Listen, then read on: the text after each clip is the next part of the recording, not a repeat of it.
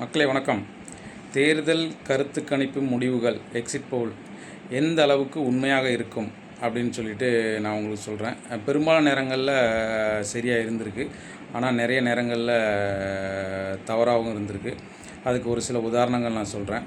நமது தமிழ்நாட்டில் 2011 2016 வரைக்கும் ஆட்சி அமைத்த கட்சி பார்த்திங்கன்னா அனைத்து இந்திய அண்ணா திராவிட முன்னேற்ற கழகம். அம்மையார் ஜெயலலிதா அவர்கள் தலைமையில் ஆட்சி நடந்தது.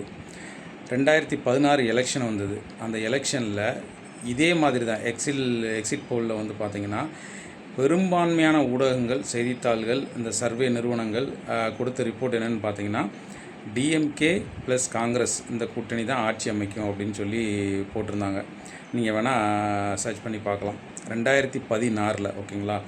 ஆனால் எல்லாத்தையும் தகர்த்து எறிந்து 2016 மீண்டும் அனைத்து இந்திய அண்ணா திராவிட முன்னேற்ற கழகத்தின் தலைவர், பொதுச் செயலாளர் அம்மையார் ஜெயலலிதா அவர்கள் மீண்டும் ஆட்சி பீடத்தில் அமர்ந்தார்.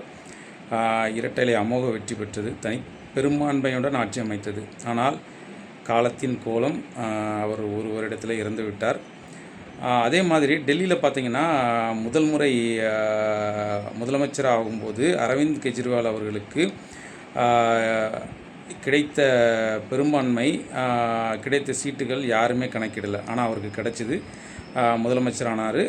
ஒரு குறிப்பிட்ட வருஷத்துலேயே அந்த ஆட்சி கவிழ்ந்துருச்சு. மறுபடி பார்த்திங்கன்னா அது 2013, அதுக்கப்புறம் 2015 மறுபடி அவர் மிக பெரும்பான்மையுடன் ஆட்சி அமைச்சார். எக்ஸிட் போலில் எல்லாருமே என்ன சொன்னாங்கன்னா 40 48 இது வரைக்கும் தான், அது வரைக்கும் தான் மேக்ஸிமம் எல்லாருமே கொடுத்தாங்க. ஆனால் அவருக்கு கிடைச்சது 70 சீட்டு.